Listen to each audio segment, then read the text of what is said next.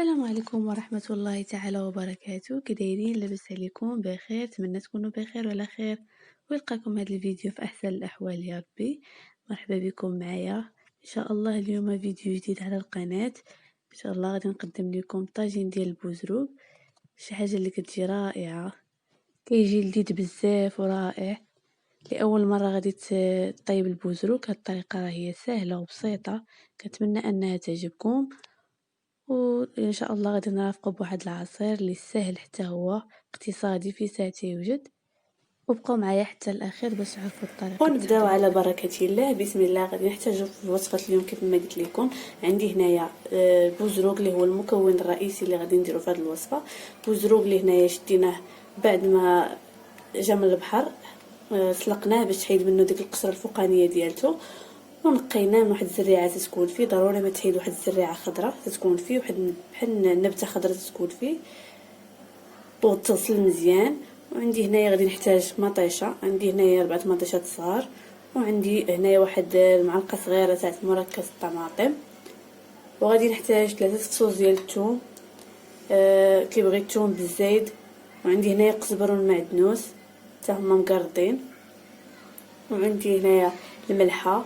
وفي العطريه غادي نحتاج، عندي هنايا معلقه صغيره ديال البزار، ومعلقه صغيره ديال خرقوم عرق، معلقه صغيره ديال التحميره، معلقه صغيره ديال السكينجبير، وعندي معلقه كبيره تاع الكمون.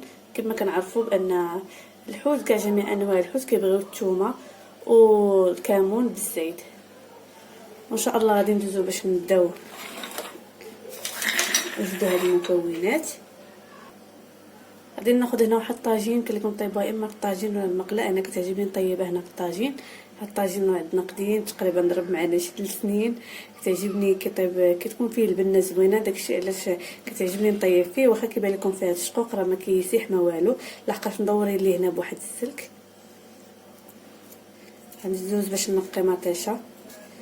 غادي نقرد فيه مطيشه، غنخليها قطع غير مربعات صغار.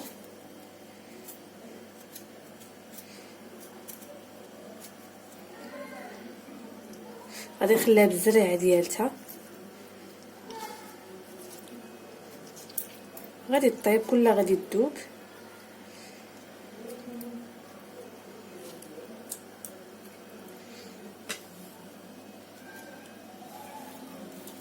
فقط ديروا فيه غير المطيشه فقط، هي اللي تخليوها فيه، ما ديروش فيه الفلفله وداكشي. بالنسبه لي اول مره باغا تجربوا، ما اغلبيه كيعرف تبارك الله الطريقه كيفاش يطيبوا.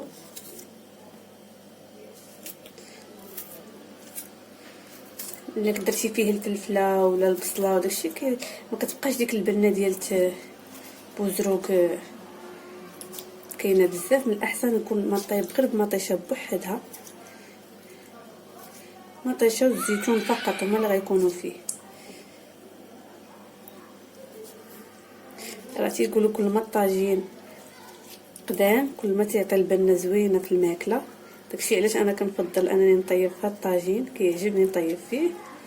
كاينين تبارك الله عندنا الطواجن نيت باقيين جداد، ولكن انا هذا اللي كنفضلو لحقاش كتجي البنه فيه زوينه.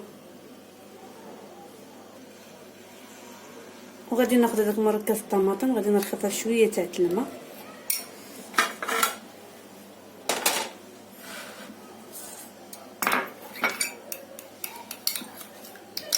يمكن لكم تستغناو على هاد مركز الطماطم، ديروا غير المطيشه، غير تحكوها هكا باش كتجي ديك المرقه ديالو كتجي خاتره. وغادي نضيف هنايا ديك العطريه كامله.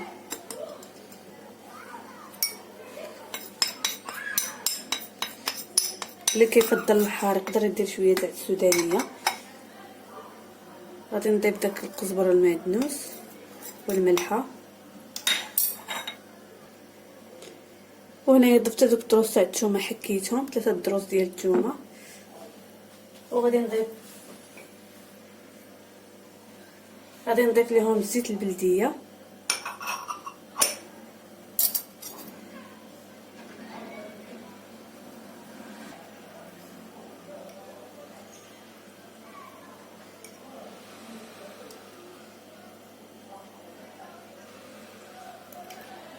كيبغي هو زيت البلديه من الاحسن زيت البلديه كيجي بنين. وغادي نديرهم دابا فوق البوطه يتشحروا كاملين يتشحروا، وغادي نضيف لهم داك بوزروك وندير لهم الزيتون، وغادي نزيد عليه هو في ساعه يطيب لحقاش ديجا مسلوق دغيا تيطيب دغيا غيطيب، غير نخليه يتشحر ونزيد عليه هاد البوزروك ونرجع معكم. ها هو درت فوق البوطه نخليه حتى يتشحر شويه، عاد غنضيف ليه هذاك البوزروك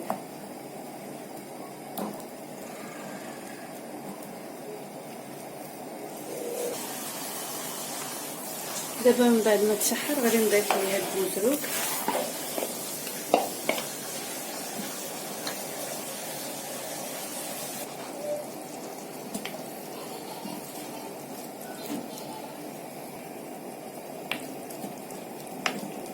دابا. غادي نضيف ليه الزيتون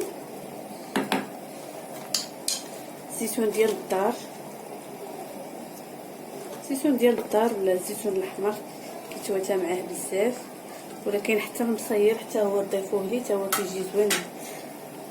دابا غادي نسد عليها نخليها حتى يطيبوا، نطفي عليه هو ما تياخذش وقت بزاف الطياب، في ساعه يطيب حقاش هو كما قلت لكم راه ديجا مسلوق.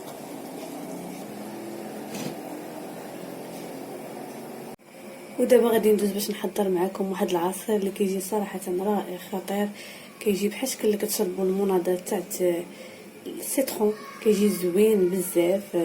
وهذا الموسم ديال الليمون والحامض باش ما نستغلوش ونشربوه. كنعرفوا بان فوائد الحامض تنقيه الجسم، حاولوا انكم تديروه احسن لكم من المناضه اللي كتشريو على برا. بالنسبه للناس اللي كيشربوا المناضه بزاف، هذا كنصحكم بهذا العصير اللي كيجي صراحه رائع بزاف وساهل في ساعه يوجد. ودابا تبارك الله الحامض موجود بزاف كثره، هذا هو الموسم ان شاء الله ديال الحامض والليمون. انا هنا عندي داك الليمون الاخضر لحقاش ما تناخذوش داك الصفر، على ما تقول لي ماما الصفر راه تيكون باقي ما تيكونوا غير طايبين في الفران. غادي ناخذوا هاد الحامضه غادي نقيوها، غادي نحيدوا لها غير العظم فقط، وهاد هاد العفيسه تكون فيها بيضه غنخليوها بالقشور ديالها. العظم ابدا ما يدوش ليكم لحقاش داز لكم هو اللي تيمرر في العصير. غادي هنا نحيد العظم كامل، غادي نتبعها بشويه بشويه ما نخلي حتى عظم فيها. غادي نقطعها مرصوات صغار كما قلت لكم، غنخليوها بالجلده ديالتها.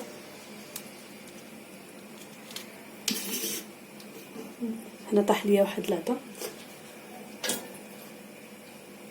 حاولوا انكم ضروري ما تخليو حتى شي عظم يدوز لكم، هو اللي تيمرر العصير. هذه فيها العظم تبارك الله بزاف.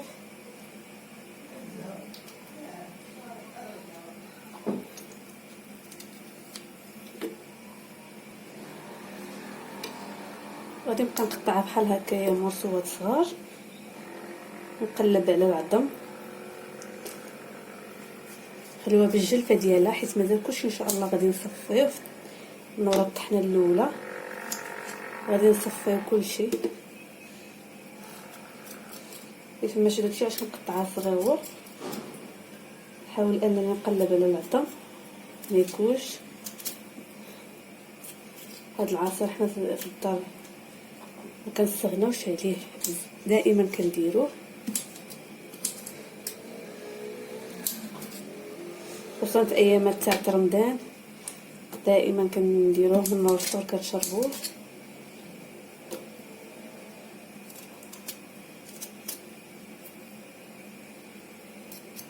غير العظم شي الا ما داش لكم العظم فيها غيجيكم عصير اللي هو كما قلت لكم زوين بزاف. العظم هو اللي كيمرر كيطلق ديك المروريه في الحامض، حتى الجلفه راه ابدا ما غاديش تطلق لكم المروره.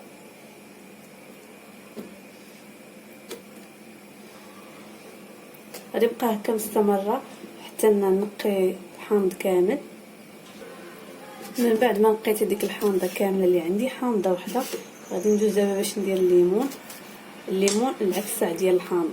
الليمون غادي نحيد ليه القشره، غادي نقشرها كامله ونقلب على العظم حتى هو نحيدو. منخليش فيه العظم.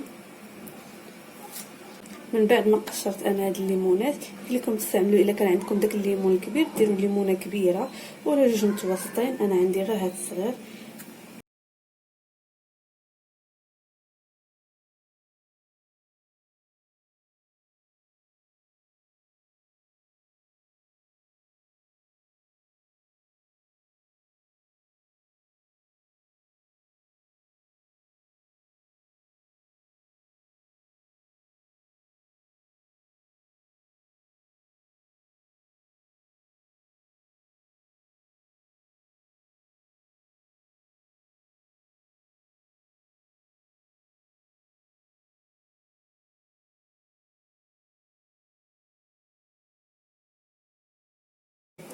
من بعد ما نقيتها كامله كيف ما قلت لكم قلبوا غير على العظم، غادي نضيفها للحامض حتى هي،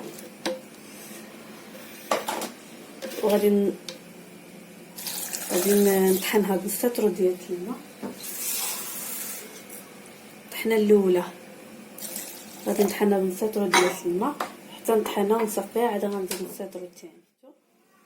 غادي نجيب واحد الصفايه فانيلا، غادي نصفي فيها، هبط لينا داك العصير لتحت وداك الدقيق كله غادي يتعزل الفوق.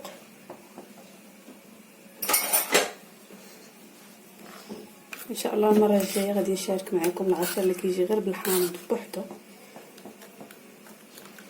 هو ساهل كيجي الصراحه رائع.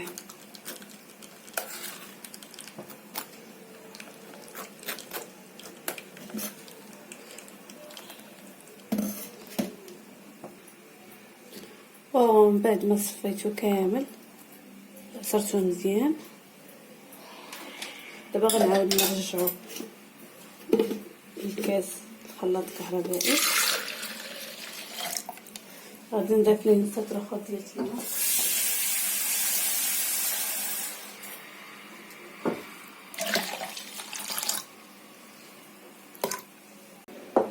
دابا غادي نضيف ليه السنيده، غادي نضيف ليه 4 المعالق ديال السنيده عامرين، كتبقى على حساب الحلاوه. انا عندي هاد المعلقه كبيره درت 2، وغادي نعاود نطحنو حتى تخلط ديك السنيده مزيان مع العسل. وها هو الطاجين ديال البوزروك من بعد ما طاب، كيف ما شفتوا طاب على نار مهيله على المهل، ما ضفت ليه لا ماء لا حتى شي حاجه، يعني طاب غير في ديك المطيشه اللي درت ليه. وهو العصير حتى هو فيه سهل توجد. وهنايا غادي نكون وصلنا لنهايه الفيديو، كنتمنى ان الفيديو يكون عجبكم، وما تنساوش الا كنتوا اول مره كتزوروا القناه فضلا وليس امرا انكم تضغطوا على زر الاشتراك وتفعلوا الجرس باش دائما يوصلكم الجديد، وما تنساوش انكم تخليو لنا لي لايك التعاليق ديالكم زوينين باش يحفزونا ودائما نجيبوا الجديد. والى اللقاء الى الفيديو القادم ان شاء الله.